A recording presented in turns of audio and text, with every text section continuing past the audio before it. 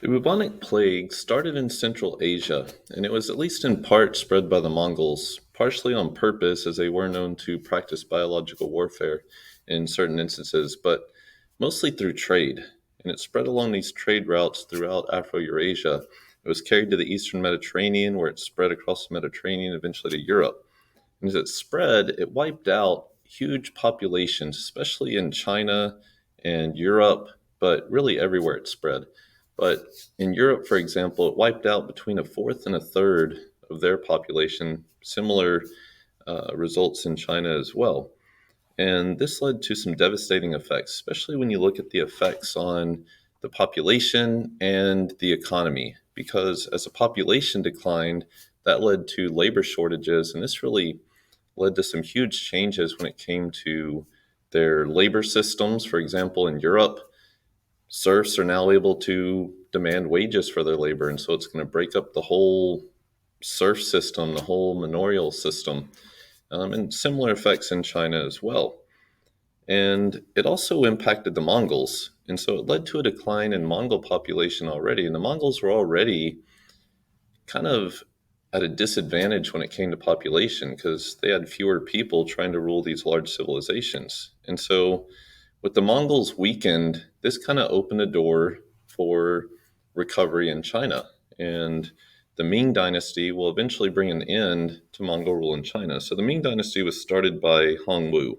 Hong Wu was a orphan, he was a peasant, but he joins a military and kind of works his way up the military, eventually gaining control of this military, and then uses that military to overthrow the Mongols. And then they drove the Mongols back into Central Asia. So this brings an end to the Yuan dynasty and starts the new Ming dynasty. And one of the things they wanted to do was A, get rid of all traces of the old Mongol rule, and B, they wanted to reestablish all those kind of Chinese traditions. And so the Ming Dynasty is going to bring back the Confucian examination system. We're going to see a strong return of Confucian values. The traditional Chinese bureaucracy is reinstated as well. This is also the brief age of Chinese exploration. So once they drove the Mongols out, China's going to undergo their own brief age of Chinese exploration. And the goal of this state sponsored voyages was to spread tribute and set up tribute relationships with other civilizations. And the idea was that they would contact these other civilizations, and these other civilizations would pay tribute to China, and in return, they would gain trading rights. And so ultimately, the goal was to make money. So ultimately, Zheng He, he was a Chinese Muslim eunuch who was commissioned to oversee these voyages of exploration. And China explored as far as the east coast of Africa. And along the way, they did trade a little bit. In fact, one of the kind of prized possessions they bring back were some exotic animals from Africa, including ostriches, zebras, and giraffes, which, when they brought back to China, they thought the giraffes were unicorns. And the emperor even kept a giraffe in his own court.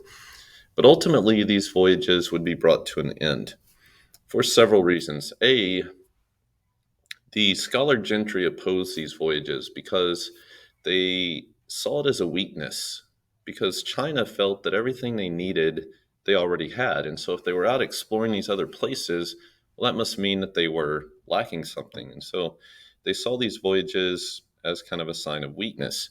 Secondly, they saw them as a waste of money. And in reality, the voyages weren't bringing in the tribute they were hoping for. They weren't bringing in much in terms of value. And so they felt that that money being spent on these voyages would be better spent defending against the Mongols and securing their borders in the north. And so ultimately, these voyages would be brought to an end. And not only were they brought to an end, but they actually destroyed or left the ships to rot in the harbor. They destroyed a lot of the evidence that the voyages ever took place to begin with. They kind of tried to cover it up because, again, it was seen as kind of a weakness. But what this ultimately did is opened up the oceans for Europe. and it paved the way for Europe to ultimately kind of dominate the sea in the next era. And China never becomes really isolated, but they kind of turn inward and kind of force people to come to them. And so this kind of begins a long period of Chinese stagnation. They remained a dominant force, but we don't see the innovation that China had been known for really all throughout history.